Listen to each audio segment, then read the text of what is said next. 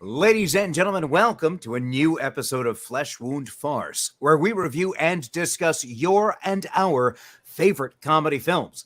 This is the world's first and only combination trivia host and professional wrestling announcer of Chilean descent that currently resides in Southern California, Ozzy V. And with me, as always, on this program first in the Northern California Bay Area, world-famous juggler, Greg Larson. How you doing, Greg? Man, I'm still high off of last week and that live episode, and thank everyone for showing up. Still, I went back and I watched Joystick another time, so I just thought it was such a liar. necessary. I know you're so full of it right now. Oh God. Oh, he's lying, ladies and gentlemen. He did not. I can guarantee you he did not. Don't ask me how I know. How are you doing, Ozzy? Todd. I'm fine that we're done with that piece of garbage. And ladies and gentlemen, I apologize if you tune in like, oh, great, they're going to talk about Hot Shots. Yes, we will in just a moment. But just to recap, in case you missed last week's episode that was live, we the Joysticks movie, and it you could have fried an egg on Ozzy. He was so you could have. Which we'll get to that momentarily as well. We'll flip that tonight. Todd, that's the voice you heard. How you doing? Last week I got a message of a bunch of like frowny faces. I was like, I guess he's finishing up Hot Shots. Yeah, that's exactly what it was. No, that's actually not the case. Because this fantastic piece of cinema was directed by Jim Abrams, written by Jim Abrams and Pat Proft. Pat Proft, who also had a hand in Police Academy. So that's a good combination right there. And in fact, when it comes to Pat Proft, Naked Gun, the original from the Files of Police Squad, the original film was written by Jim Abrams, the Zuckers, and Pat Proft. So they're similar styles there. Good combination. Was released on July 31st, 1991, with a runtime of 85 minutes, rated PG-13. Todd, do you have the trailer ready? I do have the trailer ready. Somewhere in the Mediterranean, on this naval aircraft carrier, these men have been selected to write a page in military history. They are the best the Navy and Air Force have to offer. They've been brought together to form an elite squad of fighter pilots. Their mission, one of national security and international concern. These are the fearless pilots. Seems no matter what I do, I end up hurting someone. The men who command them. Pudding? No, thank you, sir. I'll do my best. And the women who love them. Stay. Charlie Sheen. Never wanted to be a horse so much in my life. Lloyd Bridges. Call them the best of the best. Call them Hot Shots. The mother of all movies.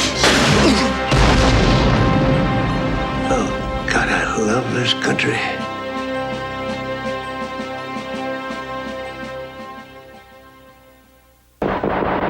All right, ladies and gentlemen, that was Hot Shots, again, released on July 31st, 1991, with a runtime of 85 minutes, rated PG-13, directed by Jim Abrams, written by Jim Abrams and Pat Proft, starring Charlie Sheen, Carrie Ells, Lloyd Bridges, and Valeria Golino. Initial thoughts on this one, I'm going to jump in right there. I saw this in the theaters, and even though clearly I didn't understand all the humor at that time, it was enough for me to I saw enough stupid things where I enjoyed it as a child. And of course, I'm enjoying it even more now because I just refamiliarized myself with Top Gun last week, so it's fresh in the mind. And the sequel Top Gun Maverick, which Todd knows I've been excited about however long. In fact, when I first saw the trailer for it, I'm pretty sure I punched him in the arm as hard as I could. Now, and then he called me lame for doing so. Now, Greg, initial thoughts on Hot Shots? First off, I just went and saw Doctor Strange, which the trailer for Top Gun Maverick was there. And I was sitting in a 3D D-box for that. And let me tell you, I am excited. So I'm right there with you, Ozzy. Thank you. For Hot Shots, I didn't realize how long it's been for me seeing this movie because I've seen the sequel of this movie so many more times. Obviously, there's an iconic scene, a love scene that is always going to be fresh in the mind, but there were so many great jokes that I had forgotten about. So I was so happy to go back to this movie, and yeah, I really enjoyed it.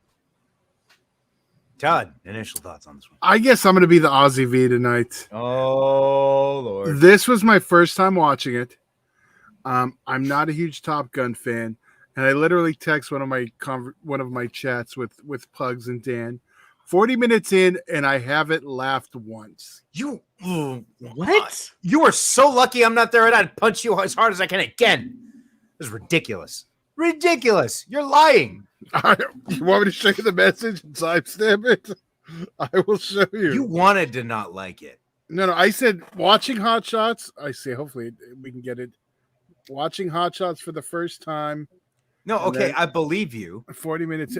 I know. I was that coming. You have a terrible opinion. I believe. I was coming off the high of the awesome joysticks. I will admit. Oh God. This is the era when I think parodies were kind of like not hitting right for me. Wasn't until like Scary Movie. Well, a plus about this one that is, I think, is very interesting is that the plot of it itself almost seems like it could have been a sequel to Top Gun. Yeah. They just added in like the humorous moments when they could, but in terms of the backbone of it was intriguing for me to ride along. But Skywalker Sound did all the sound for this. So you actually had the scenes in the air. They were fun to watch, just like watching a Top Gun movie. Well, I mean, to me and Greg, like fun like watching a Top Gun movie. Not like Todd, because Todd hates fun. You know, and when watching this, I'm the one who hates fun. my wife had asked the question, is this, because I showed her the trailer, it was like, hey, is this one of the ones? Sometimes we watch them together, sometimes we don't. But like, I was like, is this one you'd want to watch? She goes, is this one of those like Leslie Nielsen movies? I was like, it's that same humor, and I think that's why it was a lot of fun. But it's like Scary Movie meets Leslie Nielsen type movie, because it had that great parody. Precisely. Yes. Sorry, Todd, you're wrong. No. We're tag teaming this. Lloyd Bridges in this absolutely steals the show. I mean, don't get me wrong. The other three do a fantastic job, right? Who are Even those John other three? Cryer, Carrie Ells, Lloyd, or Charlie Sheen and Valeria Golino, like I said in the beginning. Yeah. But who else has a great moment in this film? John Cryer has some good moments. And a young Ryan Stiles. Yes, as mailman. Yes, Ryan Stiles as mailman. But I'm looking at all my like favorite moments, and they all have to do with the Admiral, with all Lloyd Bridges' moments. So I'm just gonna jump into one of these. Actually, the one that probably made me laugh the hardest. Oh man, it's a tie. I'll say one of these just in case either you guys don't, and I'll circle back to it. But was the Admiral yelling at the painting as if it was a window. Look at him out there, so quiet. Why don't you move out there? I was laughing so hard from that moment that I missed out what he was saying after that and had to rewind and go back and then that led into him talking about Operation, whatever the operation name was, and the drill going on behind him is like the Rockettes. And it's just like a great, like similar to the stuff you'd find like Naked Gun, just subtle stuff, and I love that scene. Greg. I first off, I didn't realize that this was like, I wonder if this was the foundation of 2.5 Men when Charlie Sheen and I forget his name, but when they John Cryer both met. Yes. So, but anyway, like that was fun to see them reunite. But of favorite moments, there's a lot to choose from. But I love myself a great bad joke or observation that takes something that's said and moves it in the wrong direction of intention. So there's a moment where Topper is talking to Pete Dead Meat Thompson, and he goes, "I can never find time for love. It's too heavy. It's an anchor that drowns a man. Besides, I got the sky, the smell of jet exhaust, my bike." Pete goes, "A loner?" And Topper goes, "No, I own it." So good. Yeah. All right, Todd. What are you gonna do to be Debbie Downer here? I'm not, because you know what's funny? I post that comment and I showed you at 40 minutes in, I haven't laughed once. 41 minutes was my first laugh. And was the first laugh the hardest though? Yes. Okay. And that was an Admiral Benson bit, go figure, who was, I agreed, the best part of the film. When he offers his earplugs, or the other guy offers him his earplugs, and he's like, "Oh, thanks," and he takes them like pills. I was dying. I do have to have some honorable mentions for these because this was a lot. They were chock full of them. So many. So there's a moment where you find out that one of the characters, his dad actually killed Mailman in a shooting accident. And you see the head mounted on the wall. And he's trying to say how sorry he is. And this was a line like I didn't catch as a child. And it took me a moment to be like, wait, what? And when it hit, I was so happy because he goes, "If it helps, I didn't have seconds."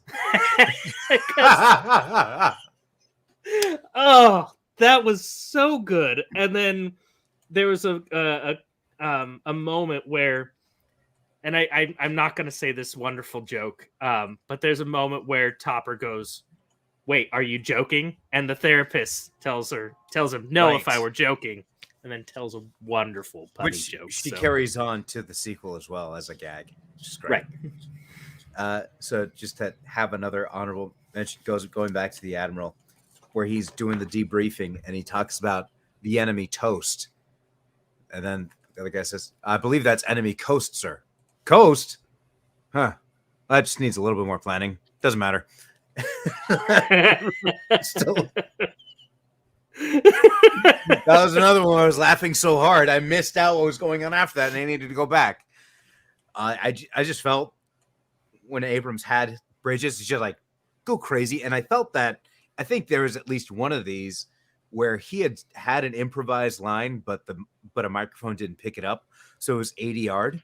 And that was during a funeral scene when he lifts up the lid of the casket for cover and he says, "Don't they have any respect for the dead?" I have a strong feeling the line was improvised and the mic didn't pick it up, so they filled it in later.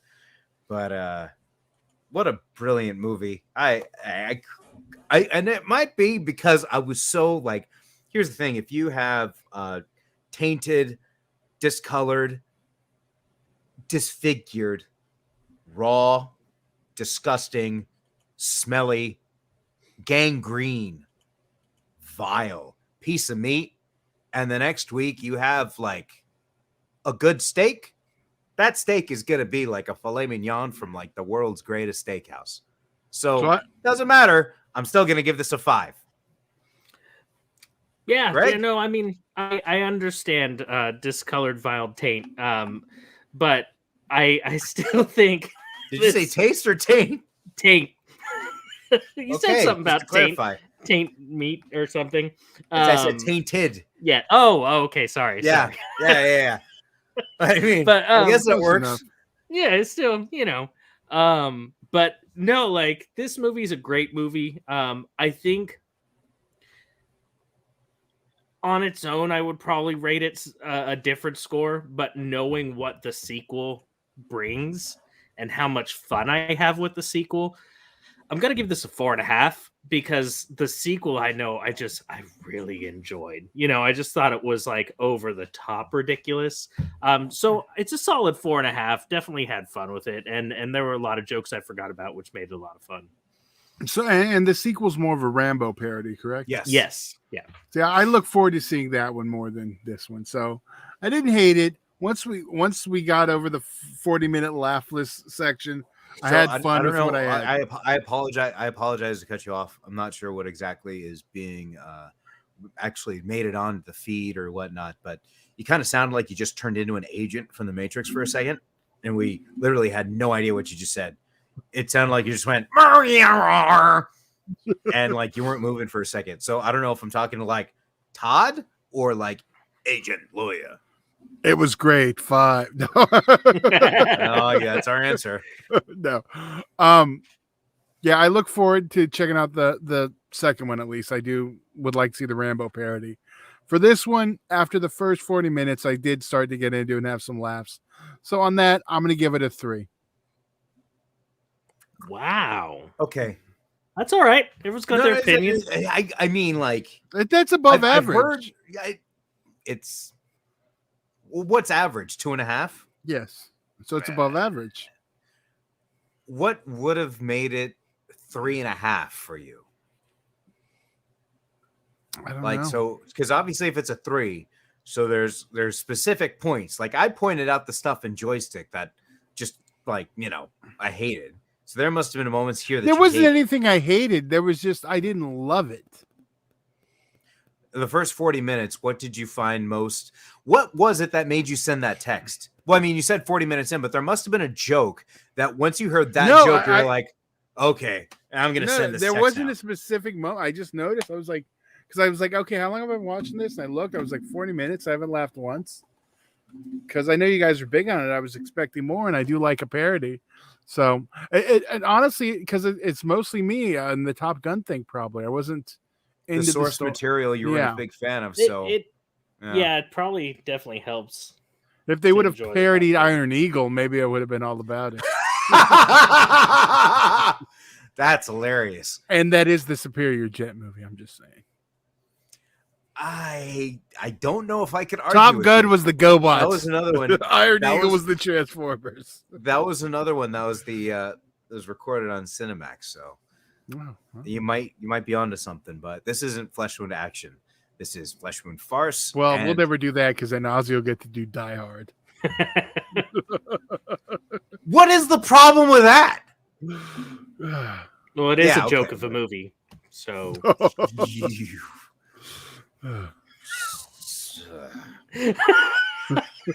Jerk. And they're running out of you. All right. Well, yeah. So that was Hot Shots. Next week, we're actually going to have another live episode because all the Patreon members just happened to have a tie between Joysticks, which we reviewed last week, and next week we'll be reviewing the film Hot Dog the Movie. And we'll have a live review, and hopefully I won't create any more holes in the walls because of me throwing stuff. And probably not the best. Stuff. Well, when you give me stuff that's not the best, there is a cause and an effect. And now that I'm already getting riled up, I'm worried about next week. Somebody mentioned having a double feature. A double feature, a live double feature, that I'd have to go to the hospital afterward. We'd have to have a nurse on call. You know what? We'd have to have a heart rate nurse monitor from Joystick. Stop it. I gotta have a heart rate monitor, and then we gotta put that on the screen as a warning, just in case. Go ahead. To be fair, we should put a heart rate monitor on you during something like that and have it displayed. That's a brilliant idea. The movies on the list weren't all to upset Ozzy. I put on ones that I absolutely did not want to watch. And there was some I think you'll enjoy. There's another one I really would like you to see eventually. So it wasn't all to torture Ozzy. Now the fact that they picked the ones that they thought were going to torture Ozzy, that's not. That was it. That was it. But we did actually have requests for pretty much everyone we posted. So we're gonna have to do the whole list. No. But we won't do them live. That's the thing. That's the premium. Is the winning vote or whatever gets the live episode. Unless we get a tie like this. Well, we'll have voting up again soon. I'm pretty sure in the future Ozzy will say there must be a winner. No more ties. Yeah. No, that's exactly what we're doing. No, never mind. I didn't mean to say no, that. Too late. I slammed my fist down. It's like a gavel. I'm the host of the show. Yeah. Ozzy, you've already set a precedent for what we're doing. Oh my God. This is my nightmare. I'm going to go to sleep tonight. I swear I'm going to have of course you have the rib photo where the people watching the audio or listening to the audio version. Todd's being improved again. What shirt are you wearing there? I'm wearing a Die Hard shirt. Shut up. It was Christmas time. I'm going to have a nightmare tonight with a terribly, terribly overdone Valley accent. And it's going to be, oh God. So is this going to be a problem when are we going to eventually do Valley Girl? I might slip into a coma tonight. Because of Valley Girl or just the Valley Girl accent? Because can we just break that wall? Listen, we're recording this episode right after the live episode we just did of whatever Joysticks movie we just did. So I'm concerned once I go to sleep after seeing that piece of crap, my brain's going to want to commit suicide and it'll just do it in my sleep. Maybe if you go into a coma, you'll be one of those people who wakes up with an accent and it'll be the OC accent. It'd be great. That is my Twilight Zone episode. That is exactly my Twilight Zone episode. I'm going to have that accent. And I'm going to be stuck in the private school. And then the stupid, whatever, and then the skeleton shows up. I'm going to try to get away from the private school. And then all of a sudden, there's going to be a vampire trying to chase around Jim Carrey. And it's like, my brain's going to want to commit suicide. It's going to be a dance number. Oh, I tried to. I really tried to. I didn't want to bring energy to it by letting it leave my mouth and just letting it be there. Oh, remember everybody? I'm just gonna. Are we done? We're done. We're done here. I'm gonna make a playlist of those great I was movies. in a great mood because of Hot Shots, and then both of you double teamed to get me in this threshold here to get me ready for next week. By the way, all right. Todd, on that note, and on Todd, that I do note, have to say real quick, West Side Story is the superior Jet movie. Oh my God. Oh Lord. And on that note, that was world famous juggler Greg Larson and then Flesh Wound producer Todd. I'm Ozzy V, and we'll see you next week for a live episode of Hot Dog the Movie right here on Flesh Wound Farce.